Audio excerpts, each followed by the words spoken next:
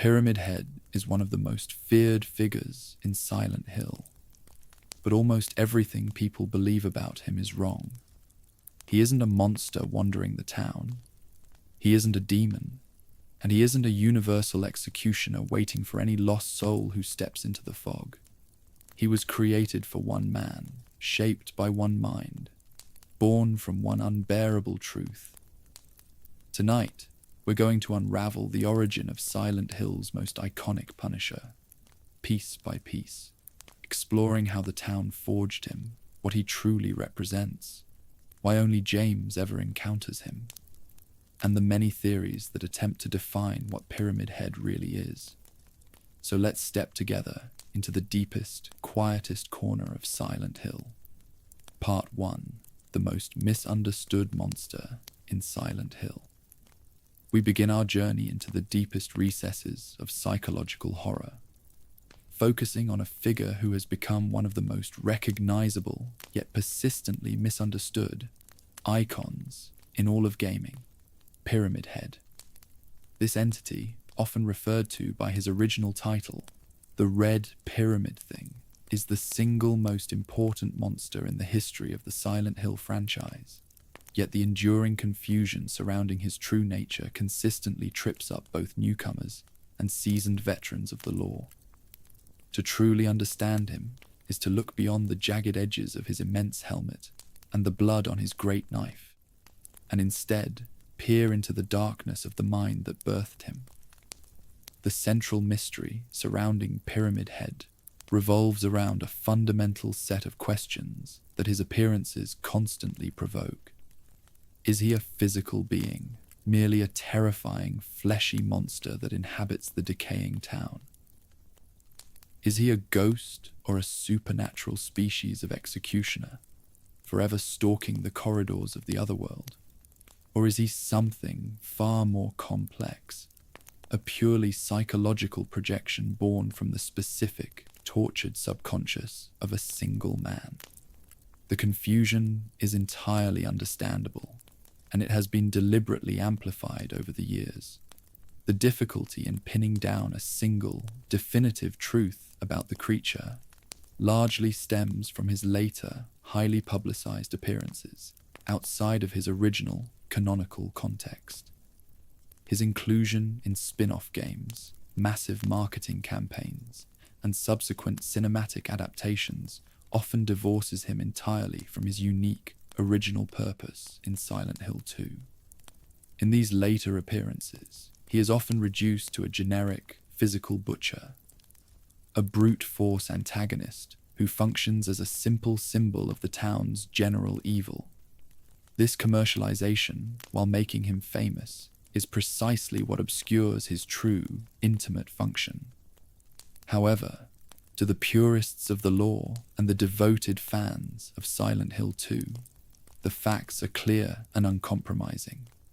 In his original appearance, the entity known as the Red Pyramid Thing is definitively not a generic monster, nor is he part of a common supernatural species. He is a personal manifestation, an entirely unique creature that the mysterious spiritual energy of the town forged specifically for the protagonist, James Sunderland. The Red Pyramid Thing exists for one reason and one reason only: to relentlessly torment, judge, and ultimately punish James Sunderland for a deep, terrible, and long-repressed sin. Every single action he takes, every room he appears in, and every monster he interacts with is perfectly tailored to James's own personal, secret history. He is the external manifestation of James's overwhelming guilt over a crime he desperately wants to forget, but desperately needs to atone for. The journey to understand Pyramid Head is a path into James's shattered psyche. The creature is born from an archetype that James's subconscious mind encountered during a previous visit to the town, but the creature's existence is sustained by the protagonist's profound self-loathing. He acts as the merciless executioner of James's denial, repeatedly destroying the comfortable fantasies James tries to construct to avoid facing the horrific reality of his actions. Understanding this personal, psychological origin is the absolutely essential key to unlocking the true meaning of the entity. Once this foundation is established, every subsequent action, every terrifying chase, and the creature's eventual symbolic demise all fall perfectly into place within the narrative of James's tragic confession. We are not analyzing a monster in the shadows. We are analyzing the physical embodiment of a man's self-inflicted judgment. His creation is proof that, in Silent Hill, the worst demons are always those we create for ourselves. This intimate, personal horror is what makes the original Red Pyramid thing so enduringly powerful and so deeply complex. The widespread misconception that Pyramid Head is a universal monster meant for every visitor to the town is the first myth we must debunk. His absence from the personal stories of other major characters, such as Angela Orozco and Eddie Dombrowski, provides immediate, canonical proof that he is not a universal entity.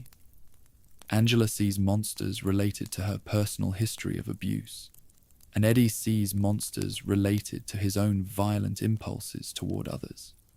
Neither of them ever encounters the Red Pyramid thing, because he simply is not meant for them. His entire existence is bound to the spiritual trauma and mental state of James Sunderland, making him a unique phenomenon in the psychological geography of the town. This distinction is crucial, particularly when considering the later, less psychologically nuanced appearances. When the creature appears in games that do not feature James, the developers are either using a corrupted archetype, the historical executioner, or they are engaging in a purely commercial nod to the popular design, sacrificing the original emotional and symbolic weight of the monster.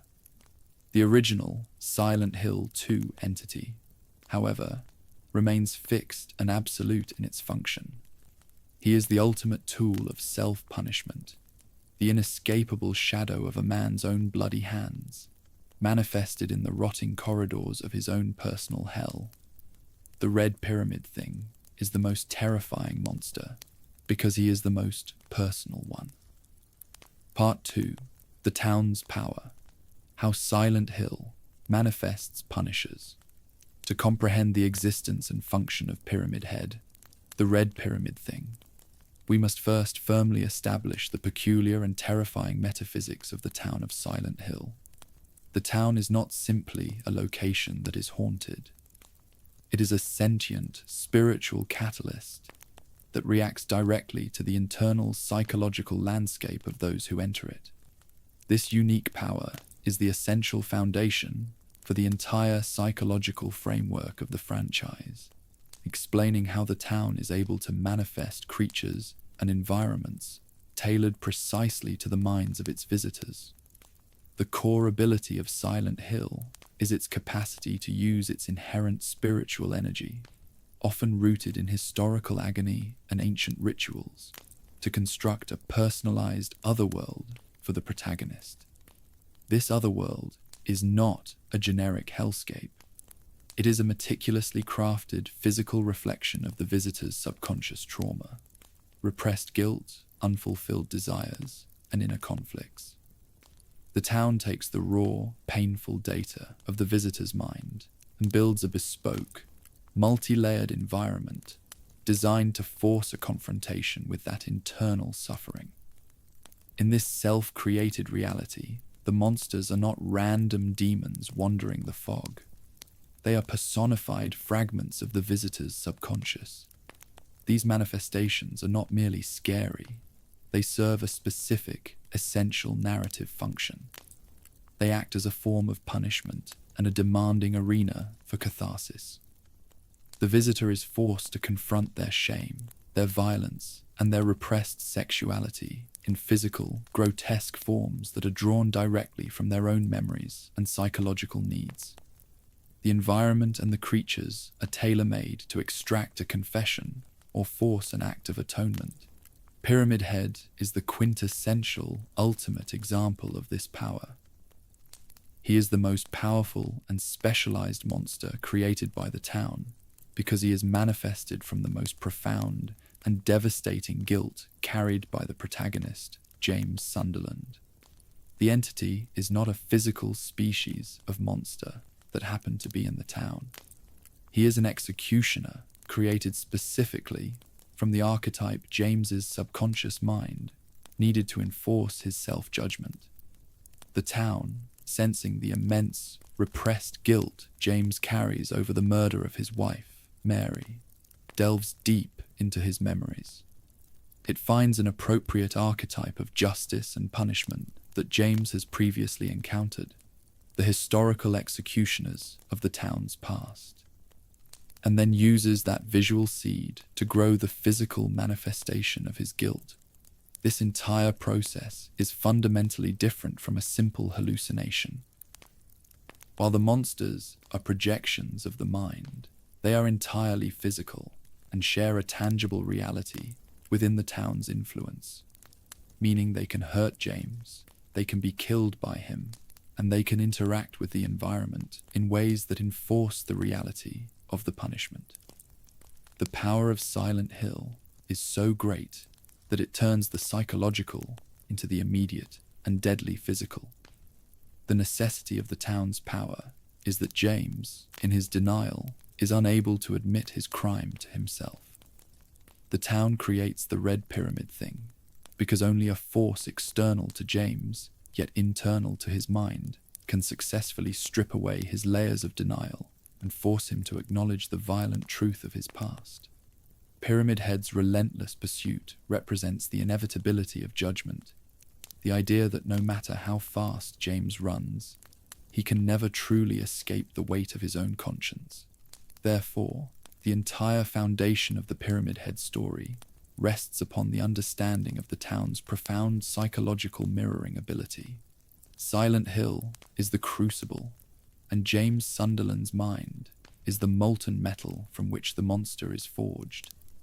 The town serves as the ultimate therapist and the ultimate executioner, forcing the visitor to endure a personalized horror movie until they achieve one of two outcomes: a truthful confession and catharsis, or total psychological destruction. Pyramid Head is merely the sharpest, most focused tool the town has ever forged. The monsters in the town are often visual amalgamations of sexual anxiety, violent repression, and a deep, ingrained fear of pain. But only Pyramid Head is explicitly designed for the singular, devastating task of ending James's ability to deny the murder. This makes the entity unique and profoundly specific to the trauma of the main character. If James were to simply leave the town, having achieved confession, the town would instantly recognize that the need for the Punisher had ended, and the monster would vanish, as is suggested by the canonical ending. The monster's survival is entirely contingent upon James's refusal to accept the truth, solidifying its role as a purely psychological enforcer, tailored to the unique psychic energy of James Sunderland. Part 3. The Executioner Roots. The lost history of the Red Pyramid servants. The immediate visual design of Pyramid Head, the immense triangular helmet, the great knife, and the bloody butcher's apron, is far too specific and visceral to be a purely random manifestation.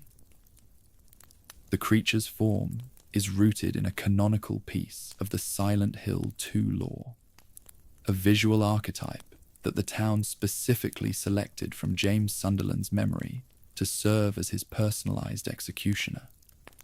This provides the in-universe source for the monster's specific, terrifying aesthetic.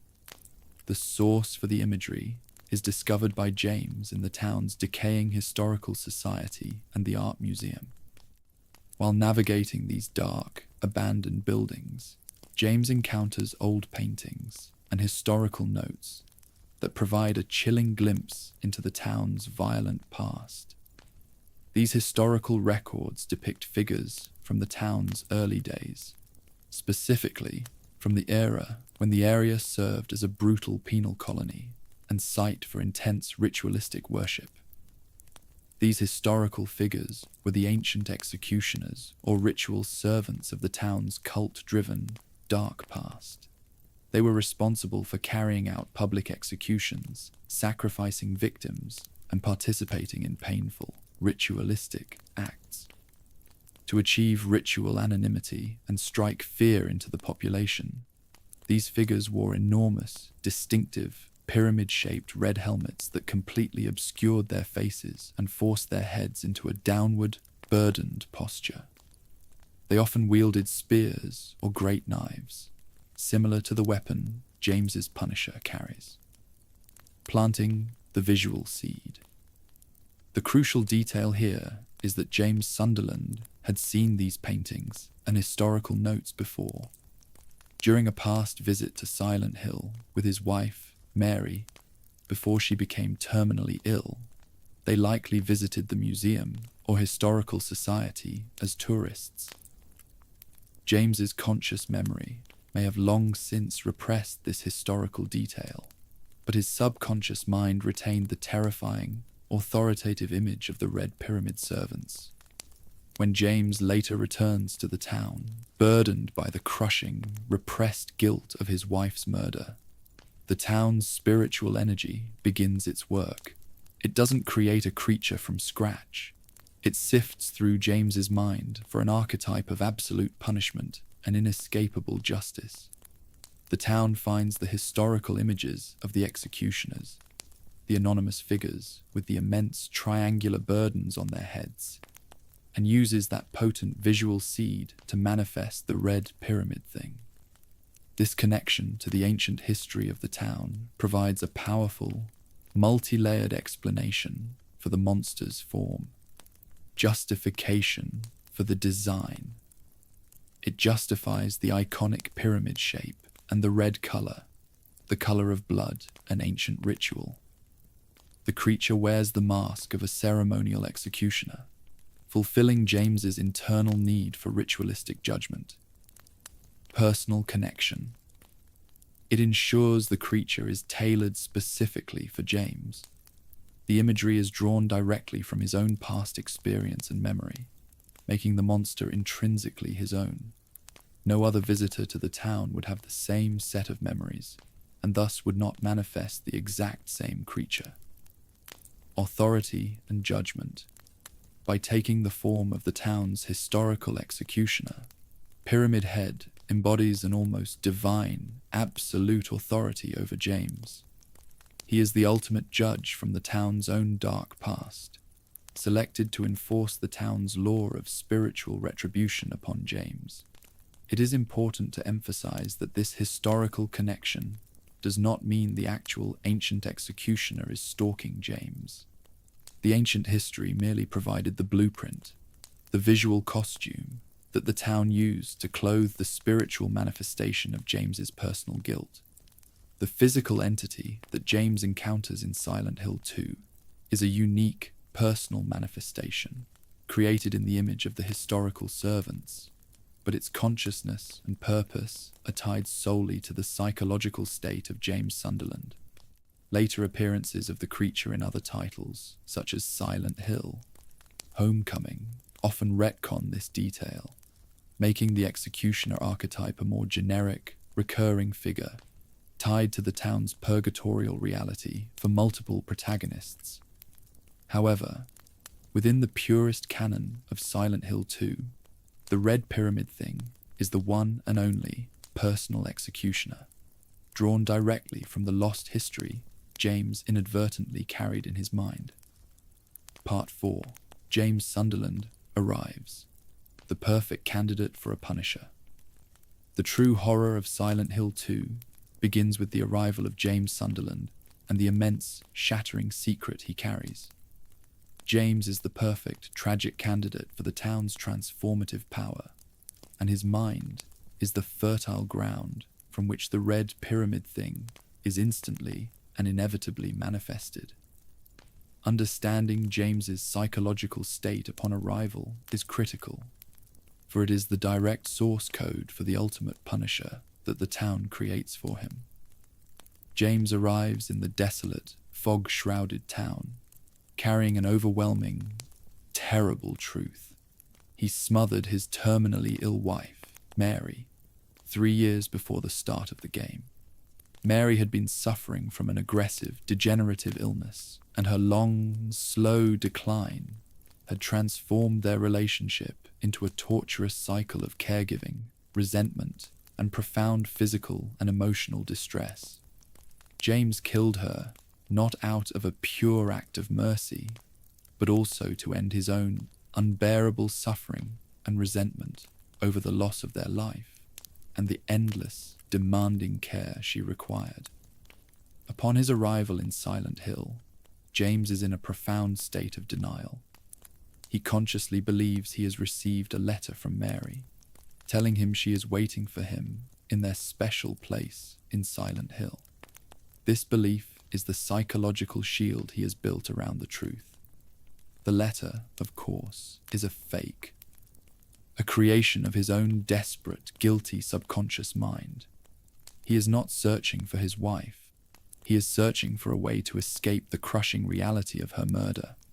This deeply held, repressed guilt is the fuel for the town's metaphysical engine. The power of Silent Hill does not react to James's conscious search. It reads the terrible, unspoken truth buried beneath his conscious thoughts. The town perceives the immense weight of his crime, his need for atonement, and his desire for a definitive judgment and punishment that his denial has prevented him from receiving in the real world. How Silent Hill reads: James's subconscious. Selection of the archetype. The town immediately sifts through James's mental architecture for an appropriate, authoritative archetype of judgment. It finds the repressed memory of the Red Pyramid servants, the historical executioners he saw in the town's museum years before, and selects this visual form. Need for absolution. James's subconscious mind is screaming for punishment. His internal judge knows that he needs to be tormented until he confesses the murder and accepts the full weight of his actions. The town simply gives this internal demand a terrifying, physical reality, the shape of the punishment. The creature manifested is not subtle. It is enormous, wields a weapon of immense violence, and wears a mask that symbolizes burden and anonymity.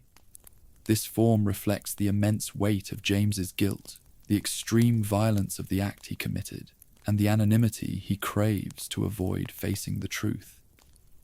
The manifestation of the Red Pyramid thing is instantaneous and absolute, because James's guilt is the dominant, immediate psychological force controlling his reality. His pain is too great, and his lie is too transparent for the town to ignore. The creature appears so early in the narrative because James's need for judgment is the single, defining feature of his mind. In essence, James Sunderland is the perfect candidate for a punisher because he committed a crime that destroyed him from the inside out, and he then encased that terrible truth in a cage of denial. The town, in its cruel, spiritual wisdom, simply manifests the key to that cage, the executioner of his own denial, and forces James to confront his inevitable, personalized confession. The Red Pyramid thing is the external voice of James's suppressed, violent conscience, made flesh by the power of Silent Hill. Part 5. The First Manifestation. Why Pyramid Head appears immediately. The first sighting of Pyramid Head, the entity known as the Red Pyramid thing, is a moment of pure, shocking psychological clarity that occurs relatively early in the narrative, within the claustrophobic corridors of the Woodside apartments. The immediacy of this first manifestation is highly symbolic, acting as an unambiguous sign that James Sunderland's guilt is the dominant, immediate psychological force driving the town's reality, and that the ultimate punishment ritual has already begun. When James enters the apartments, he is still firmly entrenched in the delusion that he is merely looking for his missing wife, Mary. His denial is strong, but the town knows the truth, and his subconscious is actively working to dismantle the lie. The appearance of the executioner at this early stage signifies that there is no preamble to James's suffering. His judgment is already underway. The scene itself is crucial because of the specific action Pyramid Head is observed performing. He is violently assaulting, in a sexually aggressive and disturbing manner, two mannequin monsters. This initial manifestation is deeply layered with meaning and serves as the terrifying foundation for the entire relationship between James and his punisher. Symbolic versus literal interpretations. The mannequin symbolism. The mannequin monster is a creation of James's mind, representing the objectification of women, and specifically the sexual frustration and aggression James felt toward his terminally ill wife. As Mary's illness progressed, she became physically incapable of fulfilling their intimate relationship, and she slowly transformed, in James's eyes, from a loving wife into an object of impossible, resentful desire. The mannequins are the physical manifestation of that repressed sexual frustration. Pyramid Head acting out the sin. The red pyramid thing is seen violently and aggressively assaulting these manifestations.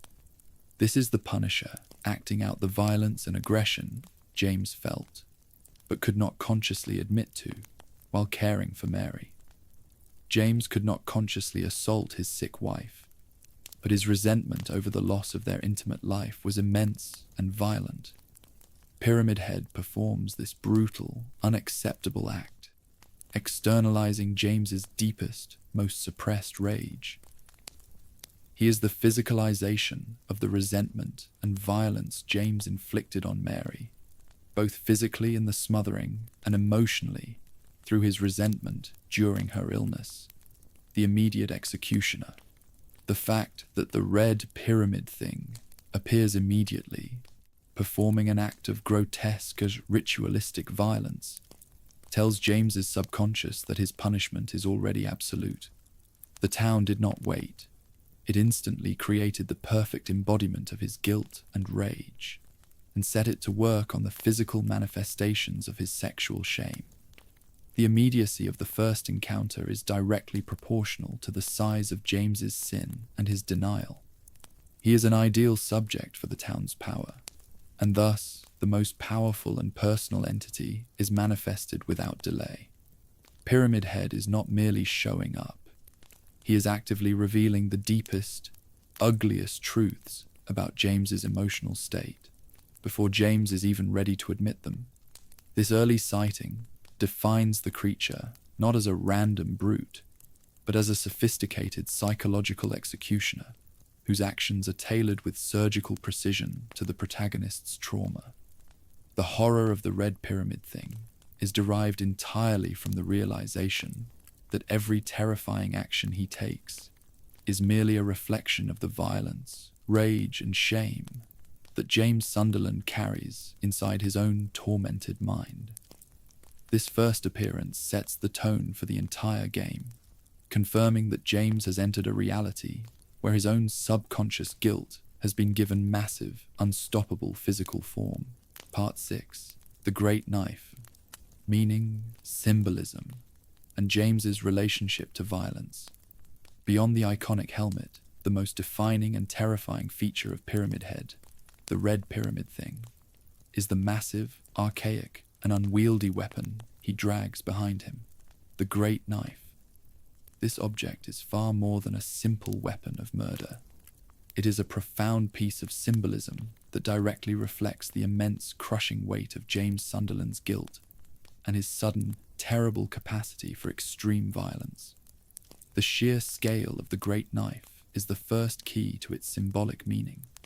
It is a blade of absurd proportions, far too large and heavy for any normal human to lift, let alone wield effectively. Pyramid Head is forced to drag the weight of the weapon across the ground, creating a sickening metallic screech that announces his presence long before he is seen. This physical burden imposed upon the executioner mirrors the immense, unbearable spiritual weight of James's crime.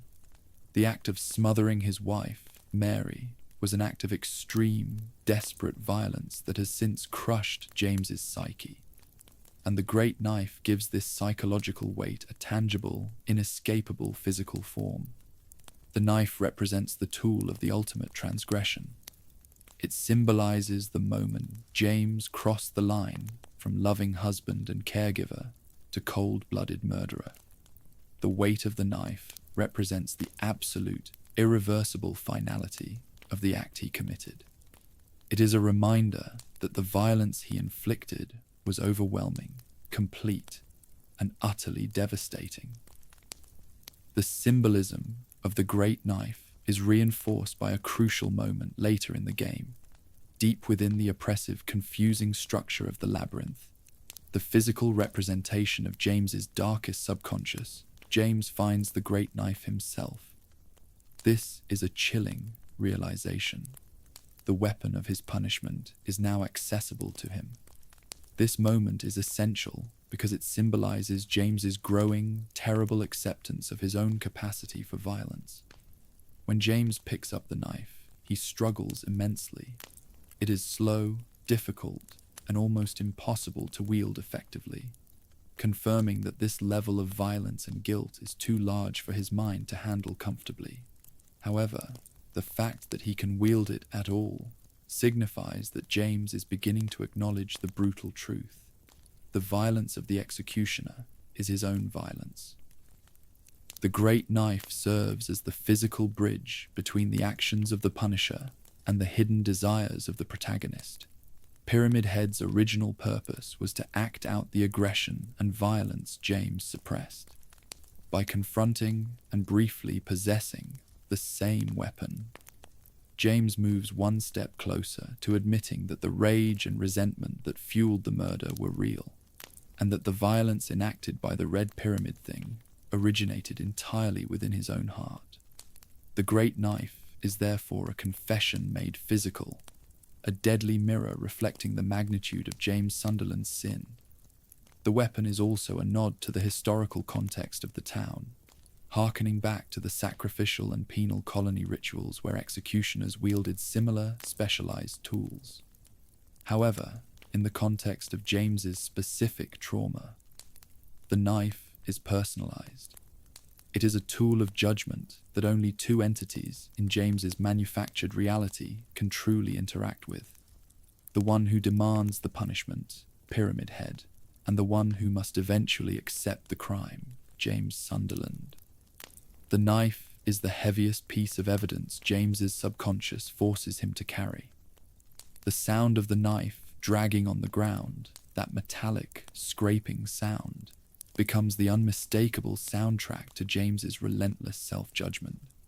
It is the sound of his guilt following him everywhere, impossible to outrun, always present just around the corner. The great knife is not just a murder weapon. It is the physical noise of a soul being scraped bare by the weight of its own terrible secret, a profound object of psychological terror perfectly tailored to the protagonist's internal reality. Its immense size and the difficulty of its use cement its role as the ultimate, unforgettable symbol of James's devastating personal sin. Part 7. The first encounter. The mannequin assault. The very first direct encounter with Pyramid Head, the Red Pyramid Thing, in the Woodside Apartments, is not just a jump scare. It is arguably the single most important and disturbing sequence that defines the creature's entire existence and purpose in Silent Hill 2. This scene is a terrifying piece of psychological allegory, providing an immediate, undeniable link between the executioner's brutal actions and James Sunderland's deepest, most hidden, sexual and violent aggressions. As detailed before, James stumbles upon the Red Pyramid Thing in a small room, but the creature is not focused on him. Instead, it is engaged in a graphic, ritualistic, and sexually violent assault upon two mannequin monsters. The mannequins themselves are manifestations of James's mind, symbolizing the objectification and the sexual frustration he felt toward his dying wife, Mary. As her body deteriorated from her illness, their physical relationship ended, leaving James grappling with immense, repressed sexual desires and resentment. The crucial symbolism of this brutal scene is that Pyramid Head is acting out the specific, unacceptable violence that James could not and would not consciously admit to.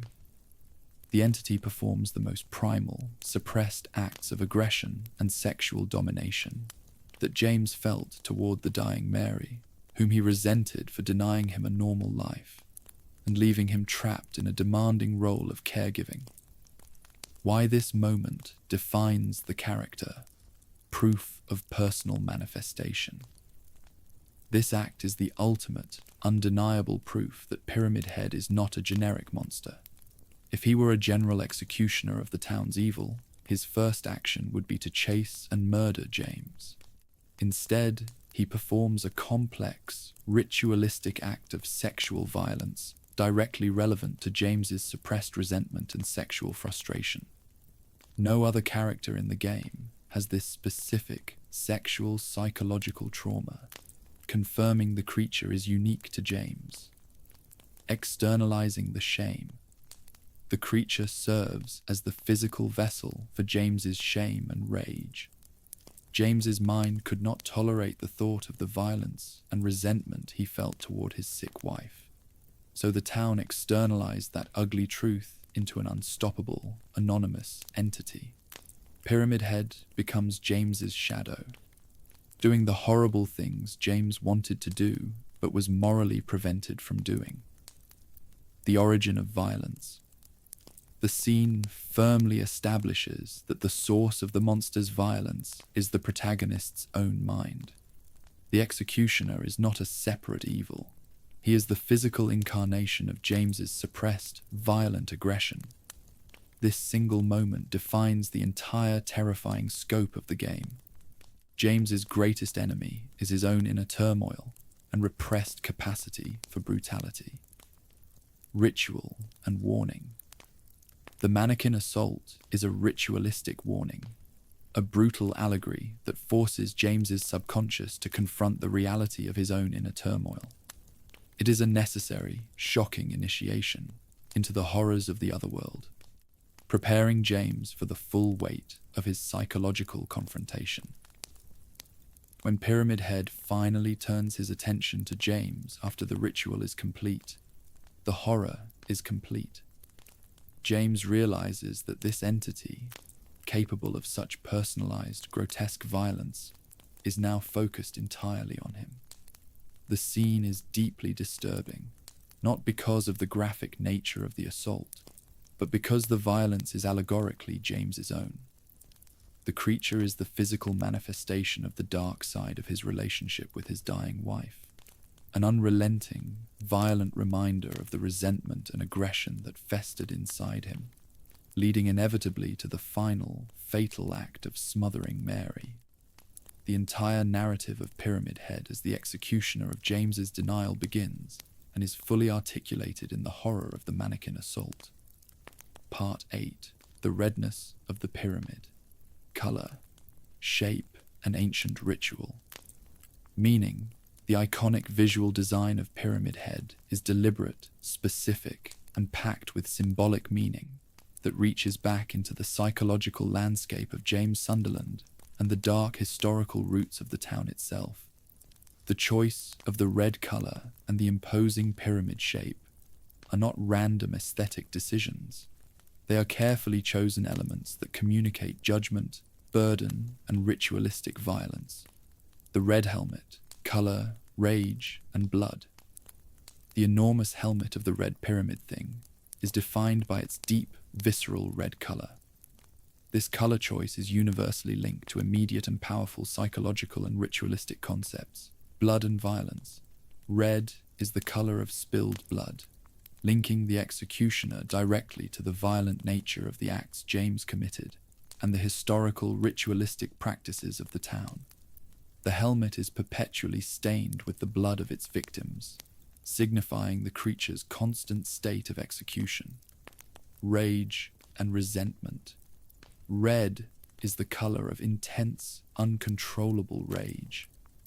This directly symbolizes the suppressed resentment and fury James felt toward his terminally ill wife, Mary. The creature acts as the physical manifestation of that unbearable inner hostility. The redness of the helmet is the visible sign of the violent temper James had to suppress while performing his duties as a caregiver. Punishment and guilt. In many spiritual and psychological contexts, red is associated with warnings, danger, and the raw, inescapable energy of punishment. The helmet is the definitive sign of the executioner's role, an unambiguous warning to James that he cannot escape the judgment the town is demanding. The pyramid shape, confinement, and weight. The second, equally critical element is the large, triangular, metallic pyramid shape of the creature's headpiece. This shape conveys several layers of psychological distress and judgment. Immeasurable burden. The pyramid is immense and clearly heavy, forcing the creature to stand in a perpetual, slightly hunched-over posture. This symbolizes the overwhelming, crushing weight of James's guilt. The executioner literally carries the burden of the crime, a weight too heavy for James's own mind to bear consciously. The cumbersome nature of the helmet makes the creature appear slow, deliberate, and inexorable. The unstoppable force of James's conscience, confinement and suffocation. The enclosed, triangular shape represents confinement and is a chilling allegory for James's final, fatal act. James killed Mary by suffocation, smothering her with a pillow. The helmet acts as a mask of suffocation, symbolizing the crushing finality of the act James committed. Furthermore, the helmet confines the identity of the wearer, symbolizing the anonymity James desperately desired as he committed his secret crime. Ritual. Anonymity. Historically, the original Red Pyramid servants wore the masks to ensure anonymity during public executions. By adopting this form, Pyramid Head becomes an anonymous, impersonal force of justice, relieving James of the moral weight of being judged by a recognizable face. The executioner is simply a function, a faceless mirror reflecting James's own moral collapse. By fusing these elements, the design of the Red Pyramid thing achieves a profound psychological impact. The redness screams of the violence James used and the rage he suppressed, while the shape imposes the crushing weight of the guilt he earned. The creature is not merely scary, he is a perfectly engineered symbol of the protagonist's hidden sin, an unforgettable visual distillation of the violence, secrecy, and crushing guilt that defined James Sunderland's final moments with his wife. Part 9. Maria's Death. Number 1. Why Pyramid Head Kills Her. The first of several terrifying and repetitive deaths of Maria at the hands of Pyramid Head is arguably the most psychologically charged event in the entire narrative of Silent Hill 2. This sequence is not about the death of a character. It is a ritualistic execution of James Sunderland's denial, forcing him to witness the symbolic destruction of the fantasy he created to escape his horrific reality. Maria is a manifestation of James's subconscious, created by the town to fulfill a very specific, tragic purpose. She looks exactly like James's deceased wife, Mary, but she possesses a far more provocative personality, clothing, and mannerisms. Maria is the idealized, but ultimately fake, fantasy version of Mary, the sexual, vibrant, and healthy wife James desperately wished he still had, and the physical escape he longed for from the burden of Mary's long illness. She is the comfortable lie James tries to cling to, the execution of denial, the threat to truth. When James meets Maria, his subconscious immediately tries to latch onto her, viewing her as a second chance or an escape from the truth of Mary's death. However, This fantasy threatens the town's entire purpose, which is to force James to confess. Pyramid Head's intervention. The Red Pyramid thing intervenes precisely because Maria represents James's most profound denial. As the merciless executioner, his function is to destroy any obstacle, any fantasy or comfortable lie that prevents James from facing the truth, that Mary is dead and he killed her. The repetitive murder. Pyramid Head kills Maria repeatedly throughout the game. The first murder is a shocking, violent demonstration that James cannot simply replace the reality of his loss with a convenient fantasy. The executioner's violence confirms the finality of Mary's death and actively destroys the replacement figure. Crucially, James subconsciously wants Maria to die. While his conscious mind reels in shock and horror, a deeper part of his psyche knows that Maria is a fraudulent escape route.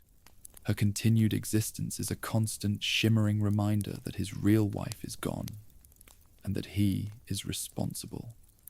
Pyramid Head serves as the enforcer of this harsh reality, repeatedly crushing James's fantasy life with the violent truth. In the initial confrontation where Maria is first killed, in the bowling alley area, Pyramid Head attacks her with a terrifying, deliberate precision. The execution is not random. It is necessary for James's psychological journey. Every time James attempts to shelter Maria, or every time he finds her alive again, his executioner reappears to reenact the original trauma, the final, violent snuffing out of his relationship with Mary. The killing of Maria is the town's brutal, physical mechanism for forcing James to confront the reality of death and the sin of murder. It demonstrates that the fantasy he created is ultimately fragile and cannot withstand the weight of his guilt. The Red Pyramid thing performs the execution, ensuring that the only path left for James is the path of truth and eventual atonement. He is the executioner, not just of people, but of comfortable, self-deceiving lies. Part 10. The Hospital Chase. Pyramid Head's most direct form of punishment.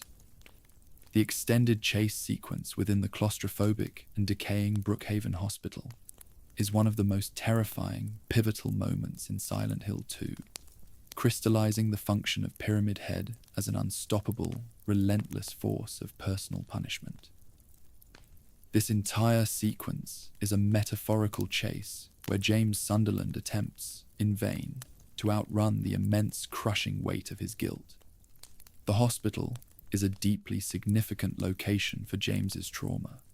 It is the environment where he spent countless hours watching his wife, Mary, slowly deteriorate, and where his own resentment and emotional burden reached their breaking point. It is the place most intrinsically linked to the long, slow suffering that led to the final act of violence. The town's otherworld transformation of the hospital reflects the psychological horror James endured there, and his executioner is waiting. The chase itself highlights the inescapable, inevitable nature of James's judgment, the inevitability of judgment. Pyramid Head pursues James through the narrow corridors and blood-stained rooms of the hospital, often walking with a slow, deliberate, powerful pace. This deliberate speed is highly symbolic.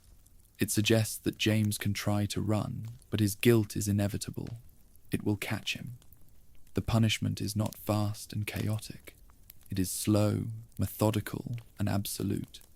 There is no escape from one's own conscience. The sudden charge. However, the creature is not always slow. When James attempts to put too much distance between himself and the executioner, or when he finds a moment of fleeting psychological relief, Pyramid Head will sometimes break into a terrifying, sudden charge.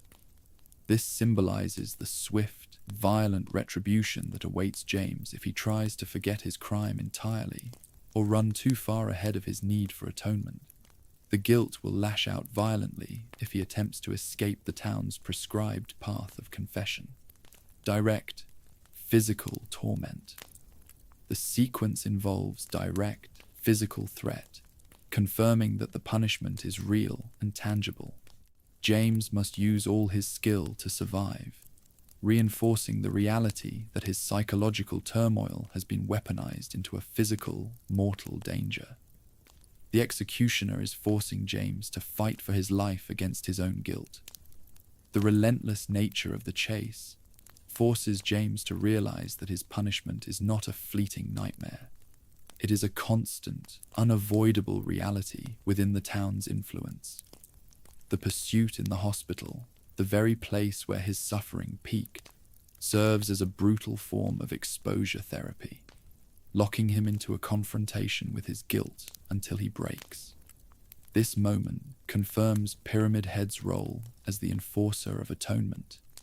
He is an unrelenting, unstoppable force of nature that exists solely to pressure James, to keep him in a state of high stress and terror until the truth of the murder finally breaches his denial. The deliberate slow walk signifies the unbearable patience of his conscience, while the sudden charges are the violent, desperate attacks of a mind fighting against its own lies. The entire hospital chase is a perfect, terrifying allegory for the relentless pursuit of an unforgiving, personal conscience. Part 11. The Two Pyramid Heads. Why the entity splits. Later in his harrowing descent into the labyrinth, the deepest manifestation of his mind, James Sunderland encounters a shocking development. Not one, but two instances of the Red Pyramid thing. This duality is a profoundly symbolic moment, signifying a dramatic increase in the intensity and complexity of James's psychological burden. The split in the entity reflects the absolute, crushing weight of James's converging psychological issues as he draws closer to the final truth. The appearance of the two pyramid heads suggests that the emotional and moral weight of James's guilt can no longer be contained within a single figure. Several compelling theories, drawing from the deep psychological lore of Silent Hill 2, explain this critical split, dual guilt and fragmentation. The most widely accepted theory suggests the duality symbolizes the two distinct, conflicting sides of James's guilt regarding his wife, Mary's, murder. Pyramid Head 1 might represent the guilt over the mercy killing, the part of James that was noble and wanted to end Mary's suffering. Pyramid Head 2 might represent the guilt over the resentment killing, the dark part of James that wanted Mary dead to end his own immense burden and suffering. The presence of two executioners signifies that he committed the act out of a complex, morally ambiguous mix of love and pure, selfish rage. The two figures exist to judge both facets of his sin simultaneously. The ritual requirement, drawing upon the historical roots of the Red Pyramid servants, discussed in Part 3.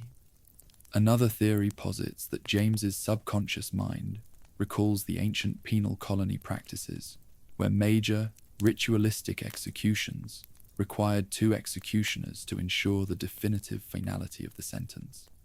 By manifesting two figures, the town is finalizing the preparations for James's complete, ultimate judgment and confession. The psychological ritual requires two authorities to complete the process of atonement. Psychological polarization. The dual entities could represent a temporary left brain, right brain split in James's psyche, the ultimate polarization of his internal conflict. One figure represents the cold, logical, undeniable fact of the murder, while the other represents the emotional, aggressive, and repressed feelings that drove him to the act. The town is physically dividing the elements of James's suffering to force him to address them separately before he can fuse them into a single, cohesive truth. Amplified judgment. Regardless of the specific psychological split, the presence of two executioners signals that the intensity of James's punishment has doubled. He is now being hunted and judged by two terrifying reflections of his sin, underscoring the severity of his crime and the fact that he is reaching the point of no return in his journey toward confession. The confrontation with the two red pyramid things is the peak of James's psychological trauma. It is the most direct and physically intense challenge to his denial, forcing him to fight for his life against the amplified weight of his own conscience. The split in the entity is a terrifying visual confirmation that James's mind has fragmented under the immense, unbearable pressure of his secret, and that his psychological journey is rapidly approaching its violent, ritualistic conclusion. He is one man being judged by two parts of his own divided soul. Part 12. Maria's Death. Number 2. Repetition and the Punisher Cycle. The cycle of Maria's death at the hands of Pyramid Head is not merely a terrifying plot device. It is a profound philosophical statement about the impossibility of escaping the truth in Silent Hill. Maria is killed multiple times throughout the game, and each repetition of the murder is a fresh, brutal lesson, administered by the merciless executioner, reinforcing the central fact that James Sunderland cannot escape the reality of his wife's death. The town, through the terrifying actions of the red pyramid thing, is forcing James to witness the finality of his crime over and over again. This cycle is the ultimate weapon against denial. The repetition as psychological warfare, the destruction of the escape fantasy. Every time James finds Maria alive again, be it in the bar, the hospital, or the locked cell, it represents a moment where his conscious mind attempts to rebuild the fantasy of escape. He wants to believe that Mary can be replaced, that his life can return to the way it was, and that he can ignore the fact that he murdered his real wife. Pyramid Head enforces the truth. Pyramid Head is the ruthless enforcer of truth and reality. He reappears specifically to destroy Maria, violently shattering James's fantasy and punishing him for his denial. The executioner's intervention acts as a physical stamp of finality on Mary's death. You cannot replace her. You cannot escape your crime. She is gone. The reenactment of trauma. The repetition of Maria's death is a horrific reenactment of the original trauma. It mirrors the crushing finality of James smothering his wife, forcing him to live through the horror of ending his relationship with Mary repeatedly. This psychological torment is necessary to break through the deeply embedded layers of James's denial. The measure of guilt. The cycle of death emphasizes the unrelenting nature of James's guilt. As long as James clings to the lie that he is searching for Mary, or as long as he attempts to replace her with the idealized Maria, his executioner will reappear to violently administer justice. The entity will only cease the cycle when James achieves full confession and accepts the true state of his sin. The tragedy of Maria is that she is a doomed manifestation, created solely to be destroyed. She is the fragile lie that cannot withstand the weight of James's truth, and Pyramid Head is the agent of that destruction. He is the surgeon of the soul, ruthlessly cutting away the cancerous denial that consumes James's mind. The repetitive murders confirm the deep psychological nature of the red pyramid thing's purpose. He is not motivated by simple hatred. He is motivated by the absolute, ritualistic necessity of atonement. His actions are calculated to inflict maximum psychological pain, ensuring that the murder of Mary is the single, defining, inescapable reality of James's experience in the town. The cycle continues until James, recognizing the face of his punisher as his own reflection, finally yields to the truth. Part 13. The Labyrinth. Pyramid Head's home. As James Sunderland's psychological journey reaches its most painful final phase, the physical environment of Silent Hill twists and collapses into the terrifying, oppressive reality of the labyrinth. This is the deepest, most complex manifestation of the protagonist's internal trauma. And it is precisely here, in the heart of his repressed mind, that Pyramid Head, the red pyramid thing, takes up residence as the ultimate executioner. The labyrinth is not a real place in any conventional sense. It is a direct, symbolic representation of James Sunderland's mental architecture. It is a confusing, oppressive, and structurally impossible maze of cold, metallic corridors, dripping walls, and endless, dark descents. The maze symbolizes James's mental state at its most broken and fragmented, denial and confusion. The constantly shifting passages and dead ends mirror the confusion and denial James experiences as he struggles to reconcile his lies with the horrific truth of his actions. He is lost in his own mind, unable to find the direct path out of his guilt. Oppression and confinement, the narrow, cold corridors, and the feeling of descending into the earth represent the oppression and confinement James felt while trapped in the final stages of his relationship with Mary, coupled with the heavy, inescapable weight of the sin he committed. Forgotten memories. The deeper James descends into the labyrinth, the closer he gets to the ultimate, forgotten memory, the full truth of smothering Mary. The maze is designed to force him to navigate his darkest, most painful recollections. The labyrinth is the ideal home for Pyramid Head because it is the crucible of James's confession. The executioner is most active here, where James is at his most vulnerable and closest to the truth. The creature's constant, silent presence in the twisting passages reinforces the idea that James's guilt is now an all-consuming, multi-directional force.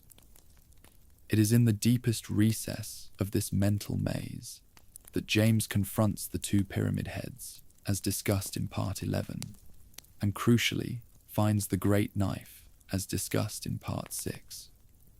The labyrinth is where the physical manifestations of James's sin and the tools of his punishment converge into a single, terrifying confrontation. Everything James encounters in this section, the aggressive monsters, the crushing architecture, and the double executioners, are all working in concert to break down the final wall of his denial. The labyrinth is the final stage of James's psychological journey within the town.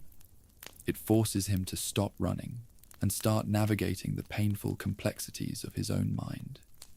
Pyramid Head, moving with unnerving precision through the impossible geometry, acts as the ultimate guide and enforcer, ensuring James remains on the singular path toward the final room where the truth, the videotape of the murder, is finally revealed. The executioner lives where the darkest, most profound secrets of the soul reside, making the labyrinth the perfect, terrifying home for James Sunderland's internalized judgment. Part 40. Pyramid Head's role in Angela's story, or lack thereof. A crucial point in establishing the unique, personal nature of Pyramid Head is to definitively address his absence in the narrative of other major characters, most notably Angela Orozco. This absence is not a narrative oversight. It is a deliberate and essential confirmation of the Silent Hill 2 metaphysics. Pyramid Head is unique to James Sunderland's mind. Angela Orozco is another deeply traumatized individual lured into the town's influence. Her history is one of horrific, sustained childhood abuse perpetrated by her own father, which drove her to murder him in self-defense. Angela is consumed by her own profound feelings of shame, sexualized trauma, and the memory of abuse. Her reality is one of self-loathing and a permanent inability to escape the terror of her past. When Angela enters the town, Silent Hill, true to its nature, creates a personalized otherworld for her, manifested directly from her specific trauma. Her monsters are not the executioners of James's guilt. They are grotesque, sexualized, and violent physical embodiments of her abuse, the abstract daddy. This monster is the central figure of Angela's terror, representing the physical form of her abusive father. It is a terrifying, hulking mass of flesh and bedsprings, often seen pressing down on or containing other entities, directly reflecting the dynamics of her abuse and her feelings of confinement and dread. The flesh lips, another enemy, specific to Angela's emotional and sexual trauma, reflecting the grotesque nature of the abuse she suffered. The significance of the absence. Pyramid Head never appears in Angela's personal otherworld or during her moments of greatest psychological stress. This is the definitive proof that he is not a universal monster, a common species, or a general executioner of all sin. If the red pyramid thing were a generalized figure of retribution, he would undoubtedly appear to judge Angela, who is also a murderer burdened by immense justified guilt. The town, however, is a sophisticated psychological catalyst. It does not mix metaphors. It recognized that Angela did not need a symbol of anonymous, crushing guilt over a mercy killing drawn from a museum exhibit. She needed a terrifying, sexualized representation of her specific abuser. Thus, the town manifested the abstract daddy for Angela, a figure perfectly tailored to her unique psychological scars. The separation of these monster archetypes reinforces the central thesis of the original game. Each character's experience in Silent Hill is entirely unique. The monsters are costumes the town wears, tailored from the psychological material of the protagonist. Pyramid Head is the uniform of James's repression and guilt, while the abstract daddy is the horrifying uniform of Angela's memory of abuse. This absence is a core narrative fact that critics of the later commercial appearances often cite. It solidifies the idea that the original Red Pyramid thing is intrinsically and exclusively tied to the tragic fate and tormented mind of James Sunderland, making him a deeply personal, heartbreaking symbol of self-inflicted justice rather than a generic monster species. Part 15. Eddie's Confrontation. Pyramid Head's absence as symbol. Continuing the exploration of Pyramid Head's personalized function, the story arc of the troubled character Eddie Dombrowski provides another critical narrative moment, where the Red Pyramid thing's absence is just as symbolic and powerful as his presence in James's story. Eddie's unique trauma and the resulting monsters he encounters further solidify the principle that Silent Hill tailors its entities to the specific psychological needs of the visitor. Eddie Dombrowski is a character plagued by a history of being ridiculed, bullied, and tormented due to his weight and lack of self-worth. When he enters the town, his psychological state is dominated by a profound sense of persecution and a deep, violent desire for revenge and external justification. Eddie's mind is not consumed by self-punishment or guilt over a past secret crime. He is consumed by rage toward external forces and a desperate need to lash out and prove his worth through violence against others. The monsters of Eddie's rage. Because Eddie's focus is outward, on the bullies, the perceived persecutors, and the desire for violent retribution, the town manifests monsters tailored to that particular psychological need. Standard zombies and zombie-like figures. These figures often harass and attack Eddie, symbolizing the persecuting, judgmental crowd that always tormented him in the real world. The physical manifestation of bullies. Later, Eddie confronts figures that directly represent the bullies he has already killed in the real world, forcing him to justify his acts of violence and confronting his own descent into murderous rage. The symbolic absence of the executioner. Pyramid Head is entirely absent from Eddie's confrontations. The red pyramid thing does not appear to judge Eddie, despite the fact that Eddie has committed outright murder, which he freely admits. The reason for this absence is purely psychological and rooted in the monster's core function: lack of self-judgment. Pyramid Head is the embodiment of James's self-punishment and self-loathing over a repressed crime. Eddie, however, feels no guilt or self-loathing for his violence. He sees himself as justified and retaliatory. Since Eddie's mind is not demanding a judge or executioner, the town does not manifest one for him. External versus internal focus. Eddie needs to confront the objects of his rage, the bullies, jazz zombies, and the consequences of his actions against the outside world. James needs to confront the internal truth of his sin, the murder of his wife. The town simply provides the correct arena and the correct antagonists for the internal drama being played out. The absence of Pyramid Head in Eddie's storyline is therefore a powerful, symbolic confirmation of the monster's specific, personalized role. It is final proof that the red pyramid thing is not a universal bogeyman or a general judge of morality in the town. He is an executioner created solely for the unique psychic profile of James Sunderland, a physical tool forged entirely from one man's need for atonement and self-inflicted justice. Eddie's confrontation provides the necessary counterpoint, showing that the town's horror is customized down to the level of the individual's specific trauma. Part 16, the final suicide of the Pyramid Heads. The ultimate, definitive scene that confirms the purely psychological function of the red pyramid thing. The executioner figure is the final, chilling moment in the labyrinth where the two entities abruptly end their own existence. After the brutal confrontation with James Sunderland, and after the protagonist has finally confronted the devastating truth of his crime, the two pyramid heads impale themselves on their own spears, sinking into the toxic, flooded depths of the maze. This is not a final battle won by James. It is a profound, necessary, symbolic suicide that marks the end of James's denial. The suicide is the direct result of James's psychological breakthrough. Moments before this final sequence, James is forced to watch the videotape in the hotel room, which reveals the horrific truth. He murdered his wife, Mary.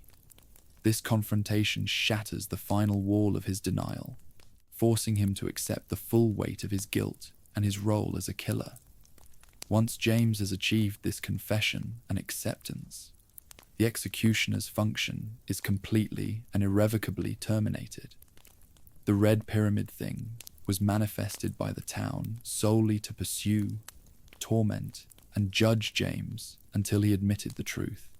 The creature is the external mechanism of James's self-punishment. When James fully accepts his guilt and no longer denies the crime, the need for the external punisher vanishes. The symbolism of the suicide. The job is complete. The suicide signifies that the executioner's job is complete. They were created for a single, ritualistic purpose: to force James into a confession. Once the confession is secured and James accepts the final judgment, the judges and executioners are no longer required. They cease to exist because their psychological source, James's repressed guilt, has been neutralized by the truth, acceptance, and inner peace. The act is a brutal, final representation of James's own internal turmoil ending. By having the executioners kill themselves, James's mind is symbolically killing the violence, resentment, and guilt that had consumed him. It is a necessary act of psychological catharsis that allows him to move toward healing or self-destruction. The anonymity is gone. The executioner's self-destruction also confirms that they were merely anonymous uniforms for James's guilt. Once the guilt is released, the uniforms are simply discarded.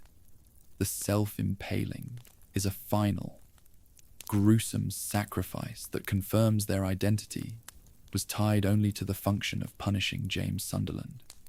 The moment the two figures commit their symbolic suicide, the path is cleared for James to make his final choice: to leave the town, to commit suicide himself, or to remain in denial.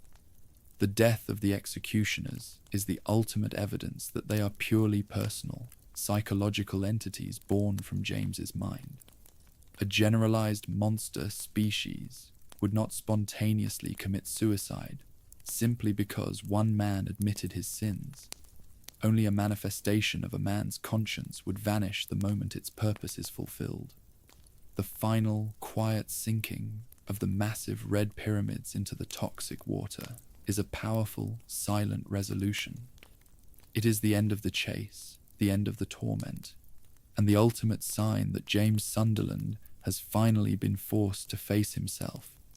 The executioners fulfilled their tragic role, allowing James to finally possess the truth, a truth that remains heavy but is no longer repressed. Part 17. Breaking Down. All endings. Does Pyramid Head survive? The various endings of Silent Hill 2 provide essential, final context regarding the nature of the Red Pyramid thing, and whether the entity's survival depends entirely upon the psychological state of James Sunderland. The entity's fate is inextricably linked to whether James achieves true catharsis over the murder of his wife, Mary. We can analyze the fate of Pyramid Head through the lens of the primary endings. The Leave ending, canonical confession. In this ending, James fully accepts the truth of his crime, is absolved by a final, loving tape from Mary, and leaves the town with Laura, Mary's friend. In this outcome, the Pyramid Heads are dead, having committed symbolic suicide, as detailed in Part 16. The town has finished its work. James confessed and achieved catharsis. The executioner, the physical form of James's repressed guilt, is no longer needed and thus permanently vanishes. This ending logically dismisses the monster, solidifying his role as a psychological manifestation. The in-water ending, self-punishment and suicide.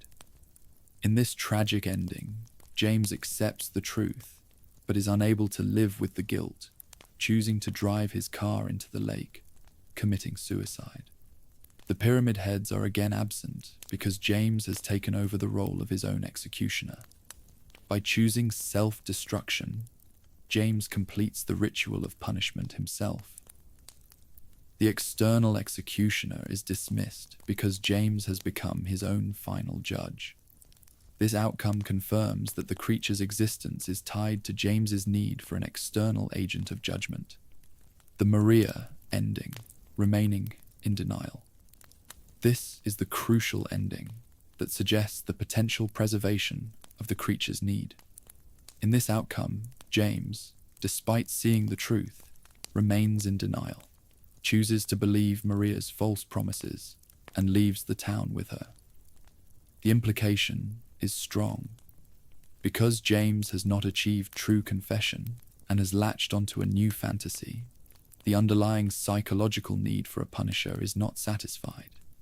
The cycle of guilt and denial will continue, and James will likely be pursued by a new, or possibly even the original, Red Pyramid thing, because the psychological condition that birthed him remains active. The monster's existence is preserved by James's failure to confess fully. The rebirth ending, non-canonical and abstract. This ending involves James attempting a ritual to resurrect Mary, often involving symbolic items related to the town's cult history. This ending is wildly non-canonical and abstract. If such a ritual were successful, it would likely mean a complete perversion of the town's laws, potentially preserving the executioner as a generalized, dangerous entity due to the corruption of James's soul. but it is too far removed from the core narrative to provide definitive proof. The analysis of these endings consistently points to one fact: Pyramid Head's survival is entirely contingent on the psychological state of James Sunderland. He only exists while James is in denial and actively requires an external, violent force to administer judgment. Once James assumes that role himself, via confession or suicide, the manifestation ceases to exist. His fate is a direct barometer of the protagonist's progress toward atonement. Part 18, The Psychological Reading, Pyramid Head as Guilt Made Flesh. The most robust, developer-intended and evidence-supported theory for the origin and function of the Red Pyramid thing is the psychological reading, that Pyramid Head is literally James Sunderland's guilt made flesh. This interpretation is essential to understanding the creature not as a supernatural monster, but as a sophisticated tool of a man's self-punishment. The developers of Silent Hill 2 openly confirmed this core concept in interviews, stating that the creature was specifically designed to be the punisher for James. This official confirmation eliminates any ambiguity regarding the creature's original purpose and anchors its entire existence within the psychological narrative of the protagonist. Key tenets of guilt made flesh: externalized self-hatred. James's guilt over murdering his wife, Mary, is so immense and so traumatic that his conscious mind cannot face it. The town, acting as a spiritual crucible, takes this overwhelming, repressed emotion of self-hatred and desire for punishment and gives it physical, tangible form. Pyramid Head is the physical manifestation of James's conscience, rendered as an unstoppable executioner. Tailored punishment. Every action the creature takes is a terrifying reflection of James's inner turmoil. The Mannequin Assault, Part 7, is James's repressed sexual aggression made visible. The repeated murders of Maria, Parts 9 and 12, are the relentless destruction of James's fantasy and denial. The creature is not randomly murderous. He is ruthlessly targeted toward James's specific psychological weaknesses. The Executioner's Face. The helmet, as discussed, Part 8, is a faceless, anonymous executioner's mask.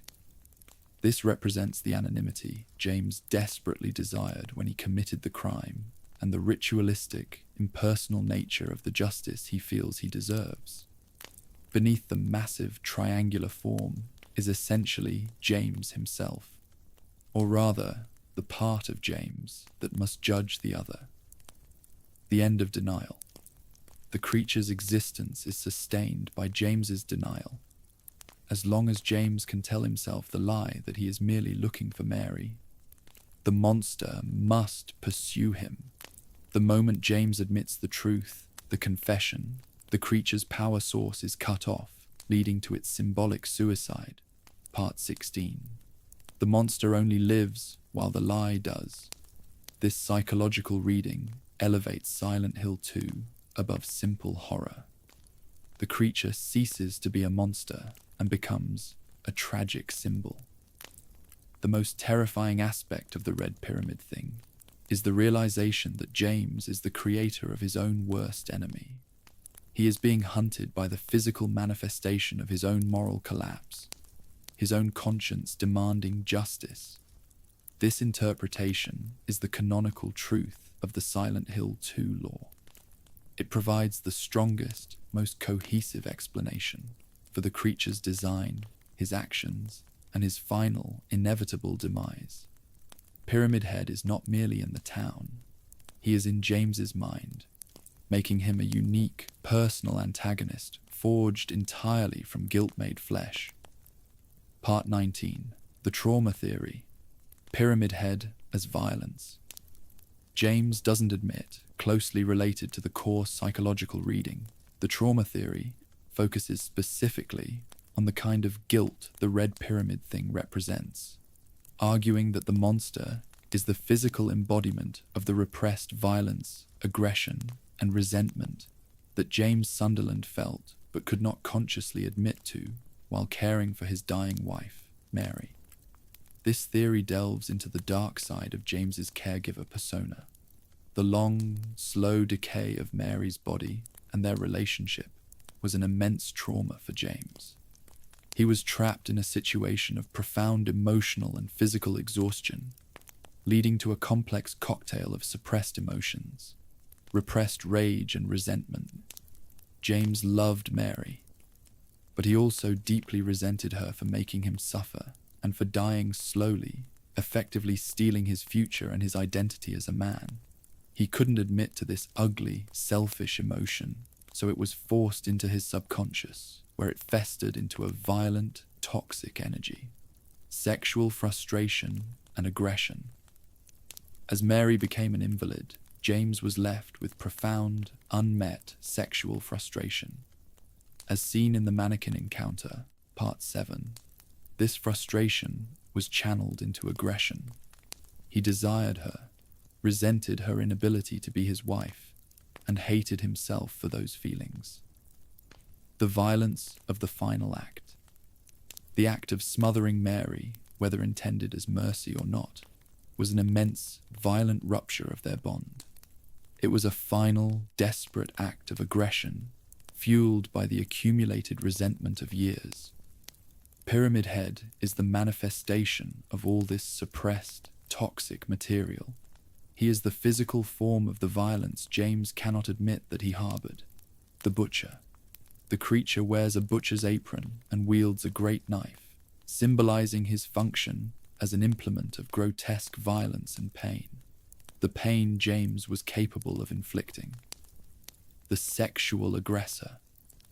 His first action is an act of disturbing sexual aggression against the mannequins, confirming his roots in James's repressed frustration and violence. The relentless punisher. His relentless nature reflects the unstoppable force of James's own internal violence turned inward, demanding that the self be punished for the terrible feelings it harbored. The trauma theory provides the rich, emotional context for the creature's existence. Pyramid Head is the living, breathing indictment of James's resentment and the subsequent violence it fueled. James needs the creature to appear, because only through this externalized violence can he finally confront the ugly truth, that he wasn't just a loving husband who committed a desperate mercy killing. He was a man consumed by rage who killed, in part, to free himself. By accepting the creature and the horror it represents, James is accepting the totality of his sin, the violence, the rage, and the profound human failing that led him to that final, fatal moment. The red pyramid thing is the physicalized shame of the abuse James inflicted, both emotional and physical, on the woman he loved. This makes the monster a tragic, necessary figure in James's journey towards psychological closure. Part 20. The Punisher Theory. Pyramid Head as a judge and executioner. The Punisher theory focuses specifically on the functional role of the red pyramid thing, arguing that the entity is a direct, personalized manifestation of a ritualistic judge and executioner, whose purpose is to administer the town's spiritual law to James Sunderland. This theory seamlessly integrates the creature's psychological origin with its historical archetype. This interpretation is directly supported by the creature's visual design and the historical lore James encounters in the town's museum, as discussed in Part 3. The function of a ritualistic judge. Resemblance to historical executioners. The creature wears the imposing red pyramid helmet and carries the archaic weapons of the town's ancient penal colony executioners. This form grants him an absolute, ritualistic authority over James. He is not just a monster, he is a ceremonial figure of justice, designed to enforce a harsh, absolute form of spiritual retribution. forcing confession through allegory. The executioner does not simply kill James. He forces James to participate in an allegorical reliving of his crime. The repeated murders of Maria serve as the ritualistic mechanism for confession. By killing the fantasy figure that stands in for Mary, the executioner is forcing James to watch the death again and again, ensuring the reality of the murder is cemented in his mind. This is the harsh justice James's subconscious demands. The inevitability of justice. The creature's slow, deliberate pursuit throughout the hospital and labyrinth, Part 10, reflects the inevitability of judgment. He is an unstoppable force of justice that cannot be outrun, avoided, or bargained with. The pace is designed to instill the sense that the sentence is already passed. James merely needs to endure the ritual until his confession is complete. Anonymity of justice. The faceless, metallic helmet provides the necessary anonymity for a judge. The executioner is not a personal enemy, but a function of justice. The creature is impartial in its execution, driven only by the requirements of James's sin. The Punisher theory explains the why of the creature's actions. He is not driven by malice for its own sake, but by the ritualistic need to secure James's confession and enact atonement. His violence is a cold, calculated necessity. The moment the two executioners commit their symbolic suicide, Part 16, they confirm their role. A judge steps down when the verdict is delivered, and the sentence, confession, and acceptance is carried out. The Red Pyramid thing is the town's spiritual law personified, the ultimate judge who forces James to stop running from his past and finally assume responsibility for the death of his wife. This function, rooted in both James's mind and the town's dark history, makes the creature a uniquely terrifying figure of absolute ritualistic justice. Part 21. The Archetype. Theory. Pyramid Head is a mask the town uses. The archetype theory offers a conceptual framework that helps reconcile the creature's individual nature with the town's broader powers. This theory posits that Pyramid Head is not a unique, self-aware entity, but rather a costume or a mask that the town utilizes to give physical form to a recurring, internal archetype of punishment, judgment, and authority that exists within the visitor's mind. This concept is supported by the manifestations of other characters. Angela Orozco's abstract.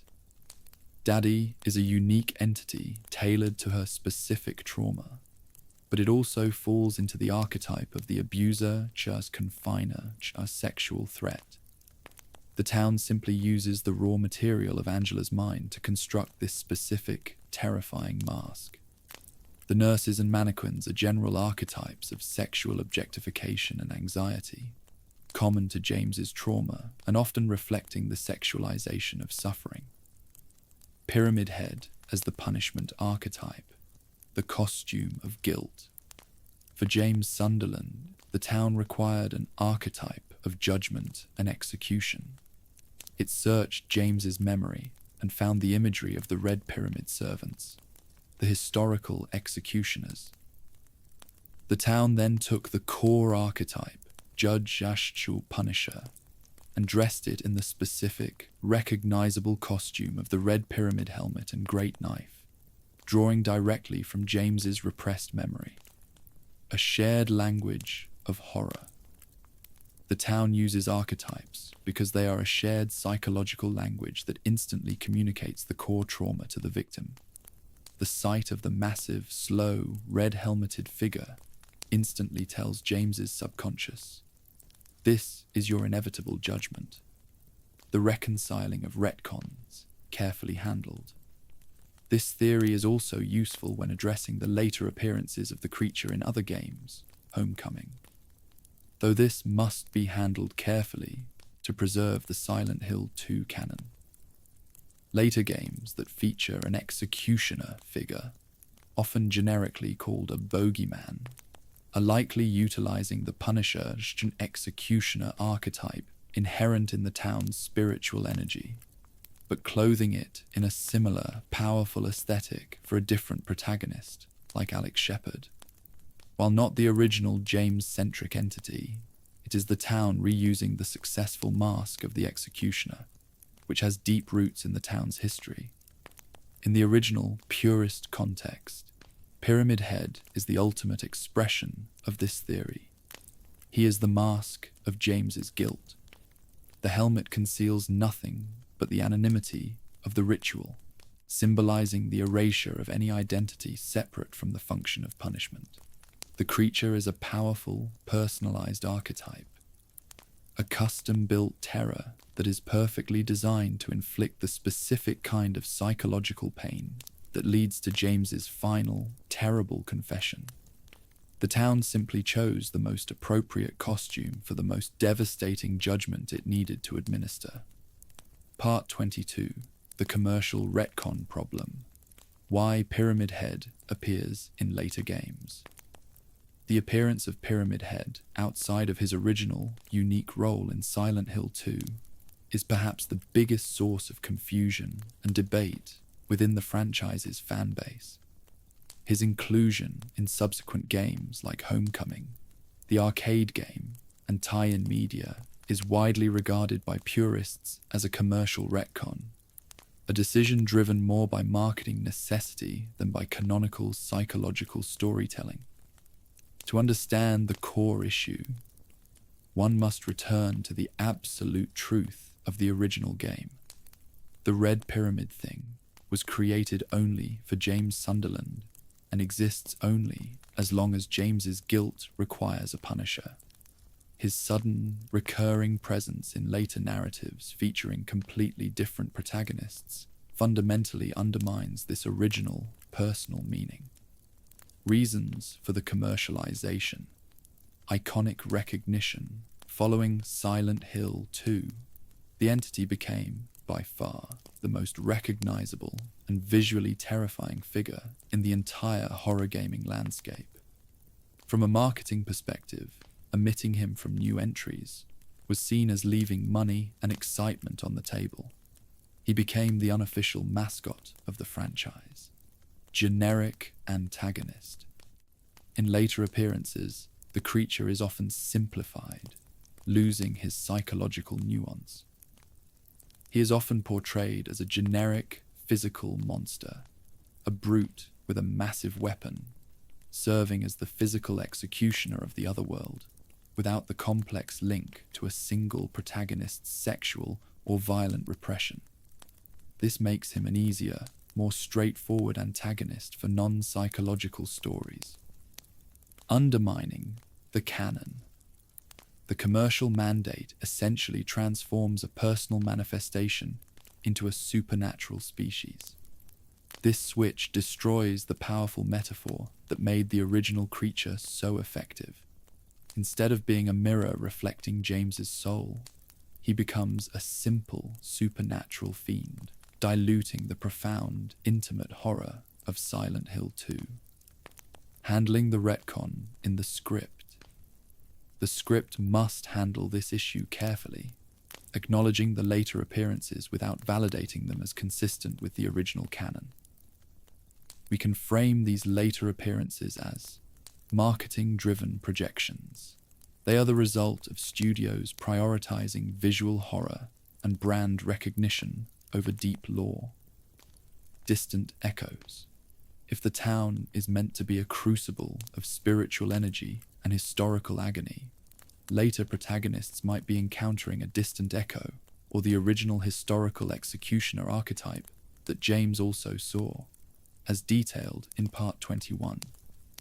This avoids the idea that James's personal creation became a species, instead suggesting the town reuses the most powerful Punisher costume it knows. Non-canonical reality. For the purposes of understanding the entity's true, profound meaning, his subsequent appearances in spin-offs and movies are best viewed as existing in a separate, commercial reality that does not adhere to the deep psychological constraints of the original narrative. By framing the later appearances as marketing decisions that undermine the specific, unique canon of the original game, the script preserves the powerful, heartbreaking truth that the Red Pyramid thing was a one-time, unique creation forged from the specific guilt of James Sunderland, making his terror deeply personal, not globally generic. Part 23, Pyramid Head in Silent Hill, Homecoming, canon or not. The appearance of a figure strikingly similar to the Red Pyramid thing in Silent Hill. Homecoming provides the clearest example of the commercial retcon problem in a main series entry. In Homecoming, the entity is often referred to as the bogeyman or the executioner, and he is tied to the trauma of the new protagonist, Alex Shepard, and the town of Shepherd's Glen. Analyzing this version is key to understanding how the archetype shifts when removed from James Sunderland. The new context: Alex Shepard's trauma. In Homecoming, the executioner is still a figure of judgment, but his purpose is tied to the religious and ritualistic history of Shepherd's Glen, which required sacrifices to maintain the town's peace. This executioner punishes those who transgress the town's foundational rules. Alex Shepard is a protagonist burdened by guilt over the death of his younger brother, Joshua, and the actions of his father. Differences from the Silent Hill 2 entity. The purpose is generalized.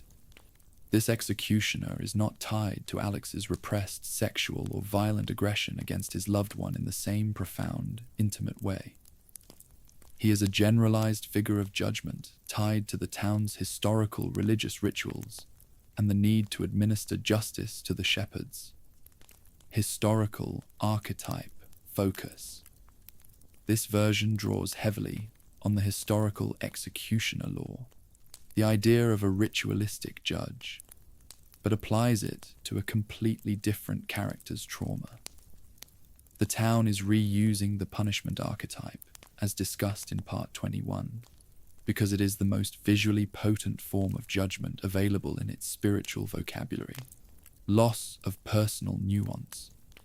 The Homecoming executioner often serves as a massive, intimidating boss, or a symbol of the town's harsh laws, rather than the intricate psychological mirror of sexual repression and murder that the Red Pyramid thing represented for James.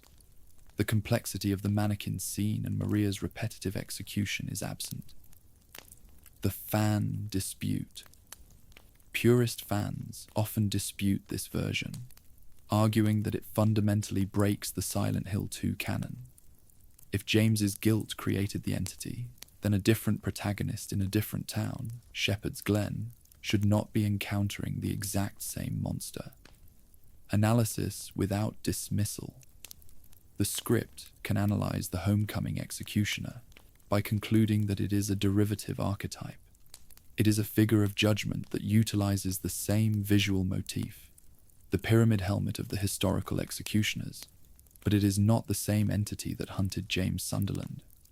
The town's pervasive influence has access to the concept of the executioner, but the Silent Hill 2 version remains the gold standard, because his existence was a one-time, unique creation, perfectly tailored to the devastating specifics of James's mind and his need for self-punishment. The Homecoming version demonstrates the town's tendency to reuse powerful visual language, even if it dilutes the original story's emotional core. Part 24, Pyramid Head in the movies and comics. The appearances of Pyramid Head in the Silent Hill movies and comics represent the final stage of his transition from a deeply personal psychological symbol to a generic physical icon of cinematic horror. These interpretations, driven primarily by studio mandates and the desire for recognizable visual villains, almost entirely reject the purest psychological definition established in Silent Hill 2. Pyramid Head in the movies. Generic otherworld executioner. In the film adaptations, such as the 2006 Silent Hill movie and its sequel. Pyramid Head is presented as a towering, highly physical monster. He is not tied to the specific guilt of the film's protagonist, Rose or Heather, but rather functions as the physical, ultimate executioner of the otherworld. He is the judge and punisher of the inhabitants of the town, administering painful, brutal justice to those who are deemed sinners by the town's cult history. No personal guilt link. The iconic scene of him sexually assaulting the mannequins is completely removed, and his actions lack the intricate psychological mirroring of James's repressed sexual aggression. He becomes a massive brute whose existence is not questioned.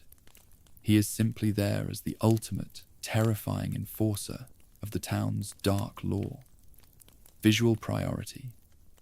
The movie version prioritizes the visual horror of the massive helmet and the great knife. The complex narrative purpose, the personal need for atonement, is sacrificed for the sake of a stunning, memorable visual villain that can function easily in a 2-hour film plot. The original Silent Hill 2 concept is too intricate and introspective for a standard horror film structure. Pyramid Head in the comics. Similarly, the comics and other ancillary media generally use the creature as a generic, fearsome monster.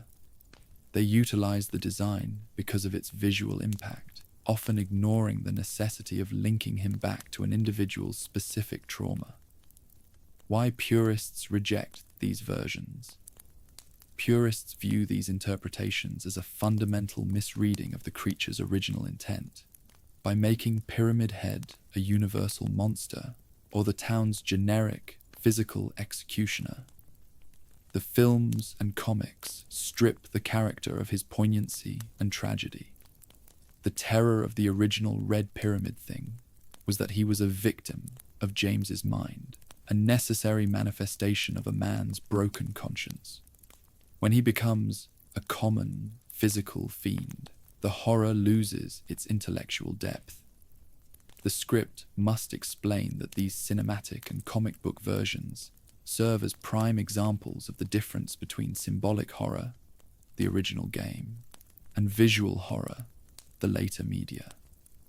While visually impressive, these interpretations reject the purist Silent Hill 2 definition, choosing to prioritize studio mandates and popular appeal over the intimate, psychological truth of the creature's origin. The cinematic Pyramid Head is a monster. The original Red Pyramid thing is a confession. Part 25. Alternate names. Red Pyramid thing. Bogeyman and Executioner. The entity's numerous names across various media. Red Pyramid thing, Pyramid Head, the Bogeyman, and the Executioner are not just a matter of semantics. These different names correspond to the different, often separate versions of the entity, and clearly denote which version of the creature the player or viewer is encountering. Understanding this nomenclature is key to preserving the purist lore. Red Pyramid thing, in-game SH2 canonical name.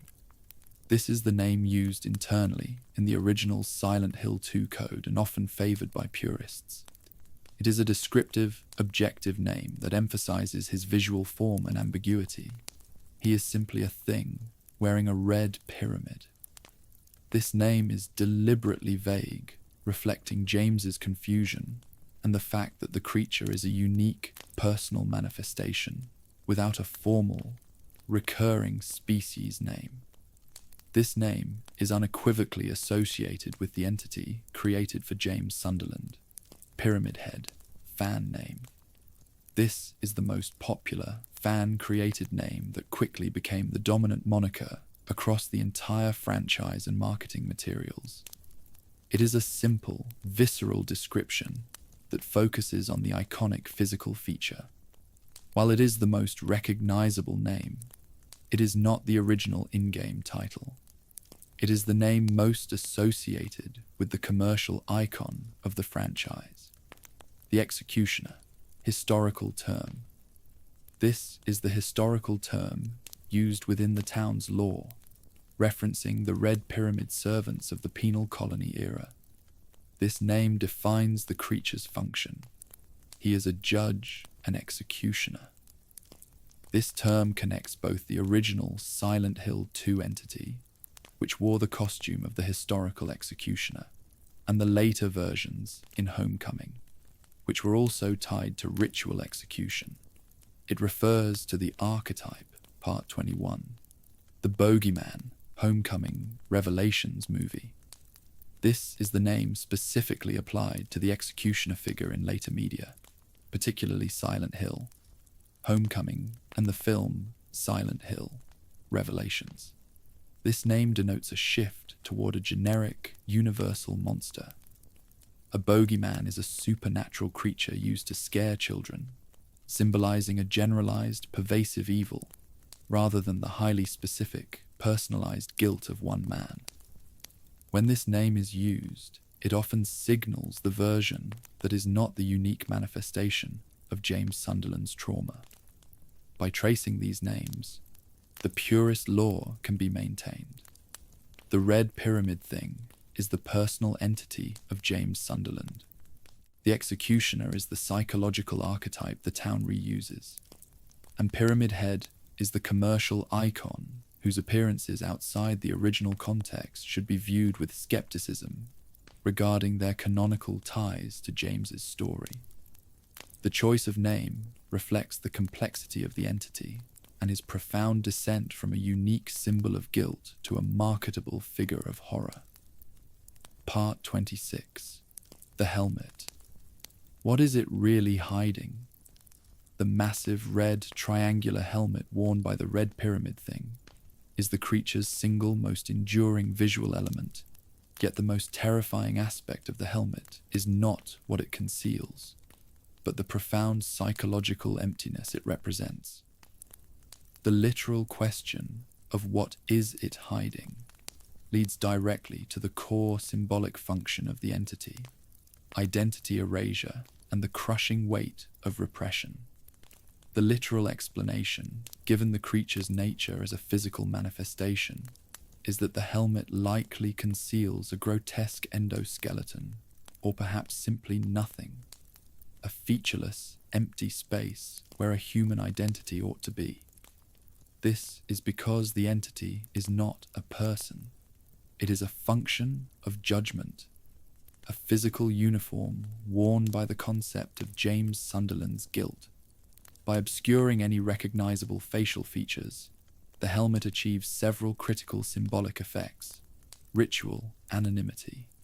As established, the helmet mirrors the headwear of the historical executioners, whose anonymity was essential to the ritual of justice. By wearing the mask, the Red Pyramid thing becomes an impartial, faceless judge. He is not someone with an agenda. He is simply the mechanism of James's self-punishment. This lack of personal identity makes the judgment absolute and terrifyingly objective. Identity erasure. The helmet symbolizes James's desire to erase his own identity as a killer, and conversely, the identity erasure he inflicted upon his wife, Mary. The act of murder stripped James of his former self, and the helmet reflects the consequence. The executioner has no identity separate from the violent task he was created to perform. The entity is a blank slate, reflecting only the sin, the burden of repression. The immense size and weight of the pyramid forces the creature into a perpetual, hunched-over posture. This physical reality is a powerful, undeniable symbol of the immense burden of repression and guilt James carries. The entity is physically weighed down by the magnitude of the secret James desperately hid for 3 years. The weight is too much to bear, forcing the entire figure to slump under the strain of the terrible truth. Hiding James's face. In the deepest psychological reading, the helmet is hiding James Sunderland's own face. The executioner is not a separate being. He is the physical reflection of James's murderous capability and self-hatred. If the helmet were removed, James would be staring into the eyes of the killer himself, a confrontation his mind is not ready for until the end of his journey. The mask protects James from the ultimate, shattering truth of looking upon the face of his own inner monster. The helmet is the ultimate, unforgettable piece of set dressing for James's psychological drama. It is a symbol of the immense, anonymous, and crushing judgment James believes he deserves. The lack of a face makes the creature an unstoppable force of nature rather than a simple enemy. The red pyramid thing is terrifying, not because of the monster beneath the mask, but because the mask perfectly embodies the anonymous violence and overwhelming guilt that define James Sunderland's most secret, devastating sin. The helmet is the physical manifestation of the lie James told himself, concealing the dark core of his soul. Part 27. The physical versus manifestation debate. One of the most enduring, yet often misunderstood, metaphysical debates surrounding Pyramid Head, the red pyramid thing, concerns his existence. Is he a physical reality, or is he merely a hallucination generated by James Sunderland's broken mind? The core answer, within the established metaphysics of the original game, is a complex, terrifying both. The entities and environments manifested by the town of Silent Hill are not simple hallucinations that James is seeing alone.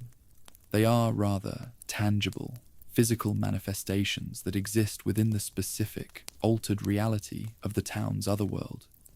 The town's powerful spiritual energy takes the psychological material from James's mind and translates it into a reality that is shared, touchable, and deadly. Evidence for physical existence in the otherworld, tangibility and harm. James can touch the red pyramid thing. The creature can physically injure James, and the monster's great knife can cut and kill other monsters, and most tragically, Maria. If the creature were a mere hallucination, its capacity to inflict measurable, objective, and lasting physical harm would be logically impossible. The town ensures that the psychological torment is grounded in the absolute reality of mortal danger. Interaction with the environment. The creature interacts physically with the environment in complex ways. He drags his massive knife on the floor, creating scrapes and indelible sounds. He is contained behind a gate in the apartment complex. These interactions confirm that he is a mass of flesh and metal that occupies space within the town's reality, even if that reality is warped by James's mind. The misconception of the shared hallucination. The confusion often arises from the term hallucination. While the form of the monster is entirely a creation of James's mind, the physicality is provided by the town's power. It is not James seeing things that are not there. It is the town constructing things that are there, based on James's mental blueprint. This makes the entity a physical manifestation within a custom-built psychological reality. The essential terror of this distinction is that James cannot simply close his eyes and make the creature vanish. He cannot dismiss the red pyramid thing as a simple trick of the light or a delusion. He must confront it as a real, mortal threat, because that is precisely what his mind demands as punishment. The emotional weight of his guilt is so intense that the town grants it physical form, transforming a psychological struggle into a desperate fight for survival. The red pyramid thing is real enough to cut, chase, bleed, and eventually commit suicide. He is a material object, but one whose material existence is temporary and dependent entirely upon the unique psychological needs of his creator, James Sunderland. The debate is settled by the metaphysics of Silent Hill.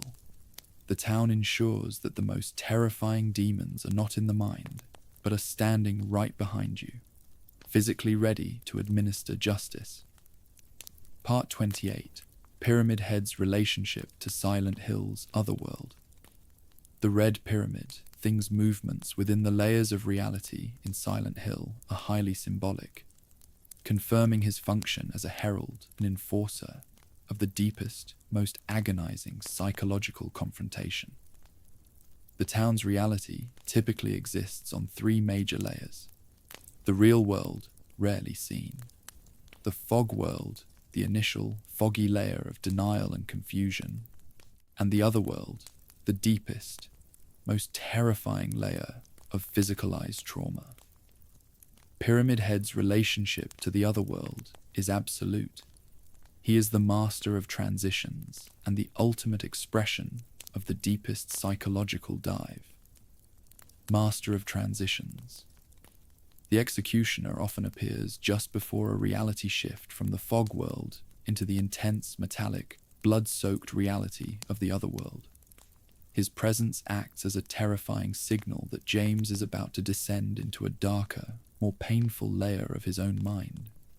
The creature is the herald of impending trauma, demonstrating that the shift is not random, but dictated by the growing pressure of James's internal guilt. The other world is his home.